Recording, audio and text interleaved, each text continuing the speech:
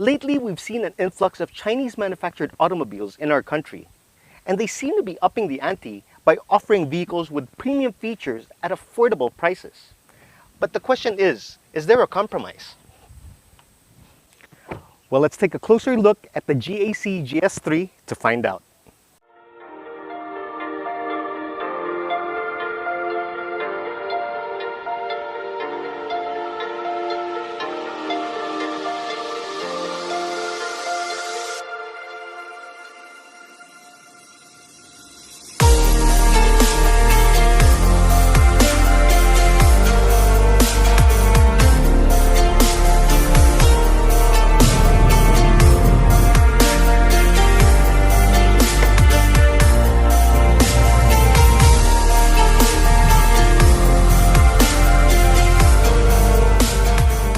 There was a time when you would say a tin can would put the build quality of a Chinese automobile to shame. Well, those days are long gone. Because in terms of build quality and fit and finish, this thing has the goods to rival even some of the cars from the land of the rising sun. Panel gaps are minimal and the paint finish is rather spectacular. So as far as styling is concerned, the exterior is well proportioned and there's just enough character to keep it from being dull and boring. However, there are some design cues where I think they went a little over the top. Like here, here, and here. Now, I'm not sure if these are supposed to mimic exhaust tips because they don't even come close. At the back, you get these LED tail lamps that look like the number 8. And I'm not sure why they did this. Maybe because the Chinese believe that the number 8 brings good luck. So aside from airbags and seat belts, this car has a safety feature you won't find in any other vehicle because it brings you good luck. The GS3 rolls on 18-inch alloys that look rather good. Behind these wheels are disc brakes, ventilated discs at the front, and solid discs at the back. Stepping inside, you're greeted with an interior that's an extremely pleasant place to sit. There's just a level of sophistication here that you won't find in other vehicles at this price point. For starters, you get leather seats, a leather padded dashboard. There's a good mix of colors and different accents. Even the window switches have a chrome finish at their tips. And I've seen a lot of interiors in my day, but rose gold accents, now that's a first. Then there's the amenities, in a segment where you're lucky to find illuminated vanity mirrors. This comes with a sunroof, automatic climate control with a built-in ionizer, power folding heated mirrors, and a multi-info display that displays your tire pressure and temperature. The infotainment comes in the form of this 8-inch touchscreen that has Bluetooth connectivity and a 180-degree rear view camera. At the back there is plenty of room. There's heaps of leg and headroom, and the seats are quite comfortable too. As far as toys are concerned, you get rear air vents, an armrest with cup holders, charge ports, and not just one pocket behind each seat, you actually get 3. At the back, you get 370 liters of trunk space and this tonneau cover to keep your belongings safe from prying eyes. Now under the hood lies a 1.3-liter engine that produces 136 horsepower. This also produces 202 Newton meters of torque, which is delivered from 1,500 to 4,200 RPM, which is a pretty broad range.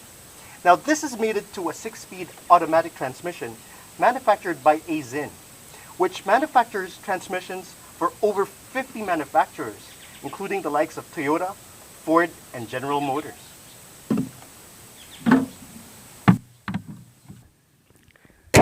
Now it's time to go for a drive.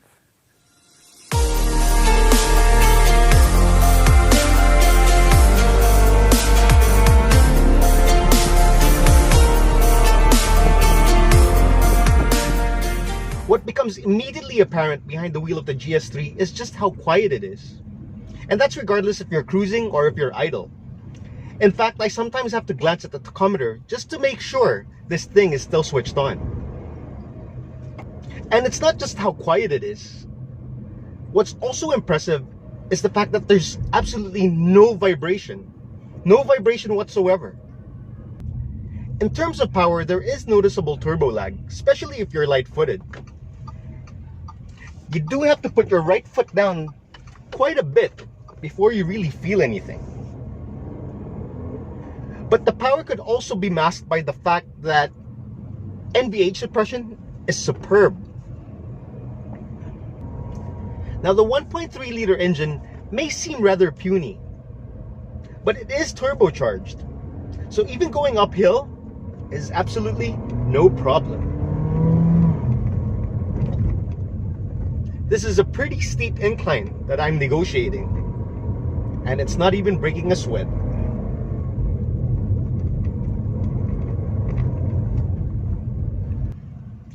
So the 6-speed automatic transmission in this thing does a fairly good job when it comes to shifting.